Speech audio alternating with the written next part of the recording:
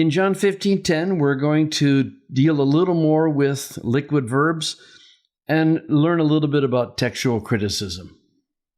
Eon, tas entelos mu, te reseta, meneta, inte agape mu, kathos, ego, tas entelos tu patros mu, te tereka, kai, meno, autu, inte agape. If the commandments of me, my commandments, te resita, again, you're looking for a subjunctive, and there it is. So it's your aorist subjunctive. So if you keep my commandments, so what's this? Well, you have the root men, and you have the second person plural ending te. When do you get a diphthong here? The clue, of course, is it's a liquid verb, right? So what do you have? You have the liquid future, which is this. For liquid verbs in the future, the tense formative is epsilon sigma, followed by the connecting vowel epsilon. And then you have an intervocalic sigma, which drops out, and the two epsilons contract to the diphthong epsilon iota. So it means you will remain in the love of me, in my love, just as I, the commandments of my Father, have kept. This time it's a perfect indicative. Just as I have kept my Father's commandments, and I remain autu inte agape. Now, normally you would expect the possessive to be after it, wouldn't you? And I remain in his love. But what you have here is a good example of how Greeks can change the word order to emphasize something in a nuanced level. So I have kept and I remain his love, in his love. So the emphasis here is on God the Father. Now let's just do a little bit here with textual criticism, again, to emphasize that you never talk about variance without talking about the significance. This raised O means that the following word is omitted in some manuscripts.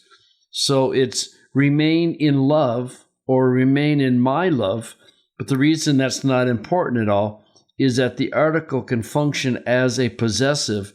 And so even if mu weren't in it, you would still translate it is remain in my love.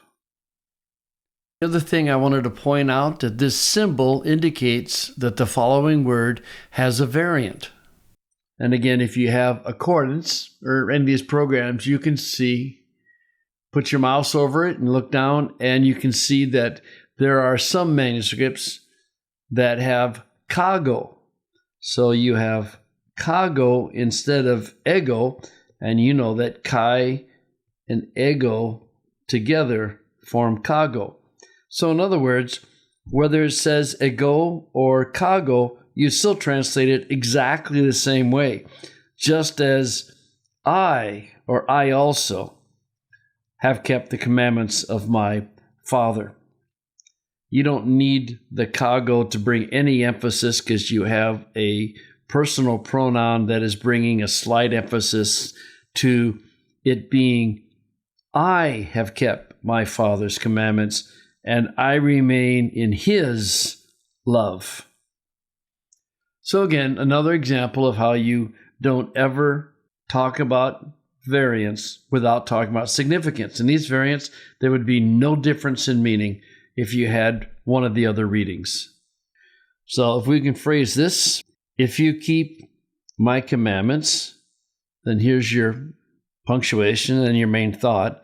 Remain in my love, punctuation, conjunction, just as I, the commandments of my Father, have kept, and another conjunction, and I remain in his love. So as we've been doing with these third-class conditional sentences, we're going to indent it a little. And I'm going to put kathos in its own line because it is a connective that's important. So he's saying that to the disciples, he's saying, remain in my love. And he's saying, I'm not telling you anything that I don't also do myself. Just as I have kept my Father's commandments, and, oh, by the way, I remain in his love. So you have your main statement, remain in my love, and then the encouragement is that Jesus, because he too has kept the commandments, remains in the Father's love. You know, another way you could do this, if you really wanted to emphasize the parallelism, is that you could get some separation here. And this phrase, egotos entelos, is really conceptually parallel with the aeon up at the top, right? So it's, if you keep my commandments, then remain in my love, just as I too have kept the commandments of my Father, and I remain in his love. So you may want to find a way to emphasize this line and this line. They're not grammatically parallel, but they are conceptually parallel.